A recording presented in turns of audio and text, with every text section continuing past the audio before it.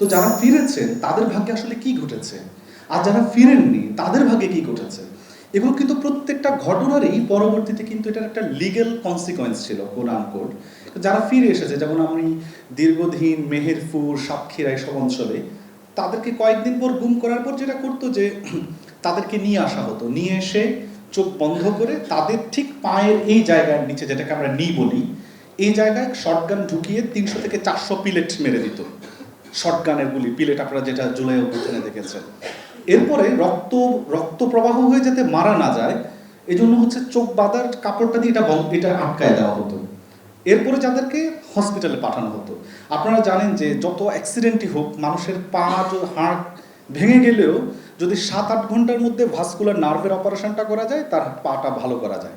কিন্তু সেখানে যেটা করা হতো যে এই জিনিসগুলোকে অপারেশন করা হতো না, এটাকে 3 দিন এভাবে ফেলে রাখা হতো।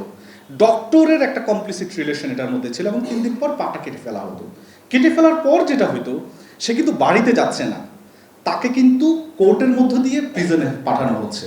এবং প্রিজনে যেহেতু সে ডিসেবল হয়ে গেছে, তাকে একদম কোর্ট প্রিজনের মধ্যে বাথরুমের সামনে রাখা হতো, কারণ তাকে বারবার কে তাকে বাথরুমের মধ্যে নিয়ে যাবে, পুলিশ বা সিকিউরিটি এজেন্সি, কাকে কত দূর পর্যন্ত, এই যে ফোর্স কন্টিনিউম, যে নিপীড়নের যে শিকড়, যে আমরা দেখতেছি যে পুলিশ তাকে নিপীড়ন করতেছে, আমরা খুব উপরের জায়গাটা দেখতেছি, কিন্তু এটা শিকড় কিন্তু অনেক গভীরে। এই যে নিপীড়নগুলো ছিল, এই যে গুম, এবং গুমের পরে ভিকটিমদেরকে কিন্তু নানান মেথডের টর্চার করা হতো। আপনারা জানেন যে টর্চারের অনেকগুলো মেথডের আপনারা প্র্যাকটিস নাম শুনেছেন। কাকে কতদিন পর্যন্ত টর্চার করা হবে, এটা শুধুমাত্র যে ওই যে সেই পুলিশ কপ বা সিকিউরিটি কপ বা army COP, military কপের on decision ছিল না। এটার শিকড় কিন্তু অনেক গভীর। এই শিকড়টা কিভাবে গভীর, এইটা কিন্তু লেজিটিমেসি আসতো আমাদের, আই এম সরি টু সে, আমাদের একাডেমিকদের পক্ষ থেকে, I am very sorry to সে, আমাদের জার্নালিস্টদের পক্ষ থেকে। জার্নালিস্টরা রিপোর্ট করতো, এবং অনেক সময় সিকিউরিটি এজেন্সির উপর প্রেশার থাকতো, এখানে রিপোর্টিং হচ্ছে and you are not doing and making nothing. ইউনিভার্সিটির টিচার, প্রতিষ্ঠানগুলোর এটার সঙ্গে কমপ্লিসিট রিলেশন ছিল। I am sorry to say, this Dhaka University, আমি যেখানে বসে আছি, আমি অনেক ভিকটিমের সঙ্গে কথা বলতেছিলাম। যেমন একটা ভিকটিমকে আপনার ধরে নিয়ে গেছে, তাকে বগুড়ার যে LIC-তে সেখানে দীর্ঘদিন রাখা হচ্ছে।